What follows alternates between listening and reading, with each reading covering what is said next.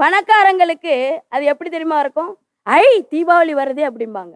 ஆனா ஏழைகள் ஐயையோ தீபாவளி வேற வருதே. பணக்காரங்களுக்கு அது தீபாவளி, ஏழைகளுக்கு அது தீபாவளிங்க.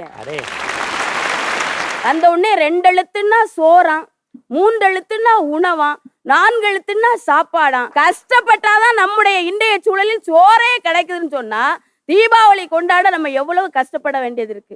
ஏங்க ஒரே வீட்டுக்குள்ள மனைவி பட்டு கட்டி கொண்டாடுறா, கணவன் வட்டி கட்டி திண்டாடுறான். இதுதாங்க நம்முடைய நிலைமை. பெண்களின் கண்களுக்கு கடைக்கண் பார்வைன்னு ஏன் பேருன்னா, எப்போதும் நகைக்கடை மீதும் புடவைக்கடை மீதும் பாத்திரக்கடை மீதும் கண் வைத்திருப்பதால் அவங்களுக்கு கடைக்கண் பார்வைன்னு பேரு. பெண்கள் எல்லாம் கடை தெருவுக்கு வந்த உடனே ஆண்கள் நடுத்தெருவுக்கு வந்துட வேண்டியது இருக்கு. நடுவர்களே, ஆடிக்கு வாங்க அள்ளிக்கிட்டு போங்கங்கிறாங்க. பெண்கள் எல்லாம் ஆடி, ஆண்கள் தள்ளுபடி ஆயிடுறாங்க.